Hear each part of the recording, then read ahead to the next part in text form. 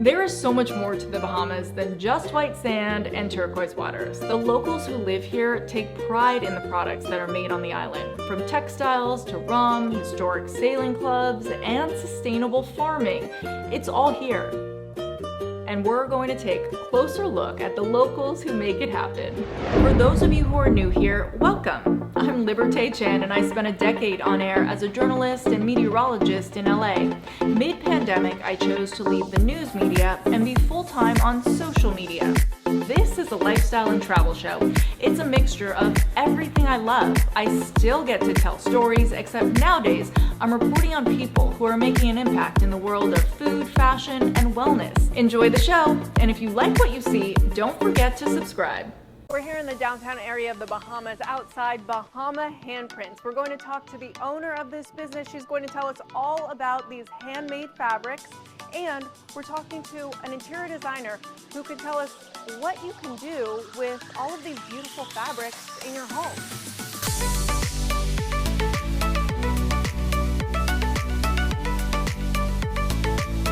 Bahama Hand Prints has sort of been a part of my life, really, and sort of a lot of Bahamians' lives, like forever. You've been with Bahama Hand Prints over 40 years?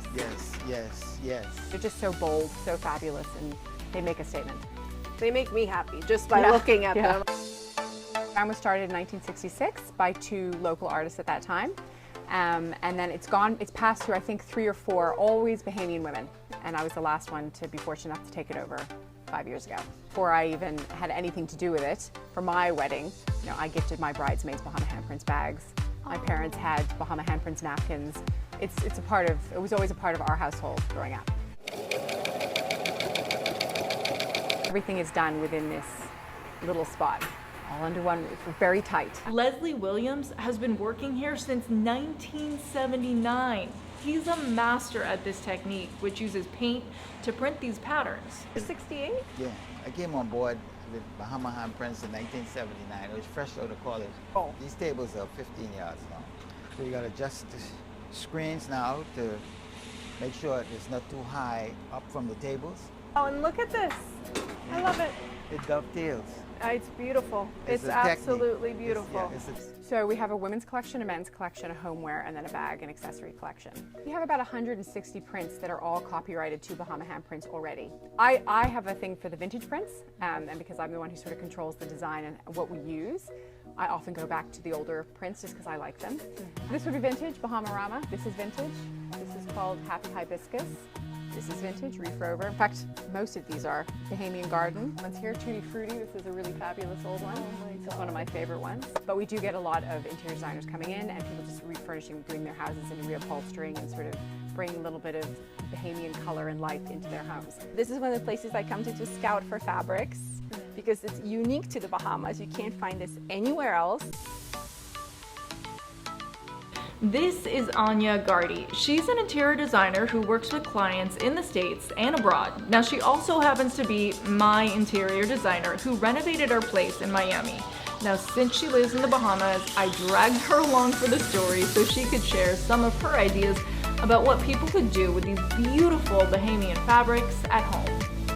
There are many ways you can use fabrics, not just upholstery and pillows, but for example, this particular piece that I found I really love as a backdrop behind a bed. So for example, to do wall paneling and make an accent wall behind the headboard. I see a lot of blues over here, and I like the blues. Me too. It has that nautical feel. It's a print that you can use for wall art. I love to take different prints and frame them like an actual painting. This is a great fabric I found here for outdoors. It has a nice movement, nice rhythm to it. I like to use this on a table, like a coffee table outside or a dining table under glass. What would you use this for? So this I thought was fun because you don't traditionally think of island prints in black. I'm doing a project in New York right now, and I said, okay, how do I bring in the islands to New York? We're doing a black and white bathroom, so as a curtain liner. And it gives a little bit of movement to the space, a little bit of design, because it's a very minimalist bathroom.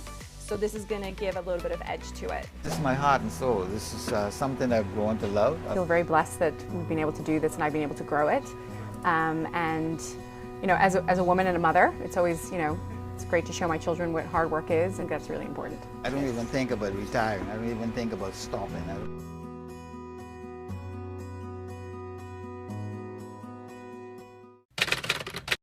Historic estate which has gone through a big transformation. Nowadays, it's the home of the John Watling's Distillery, rum, the biggest spirit here in the Bahamas.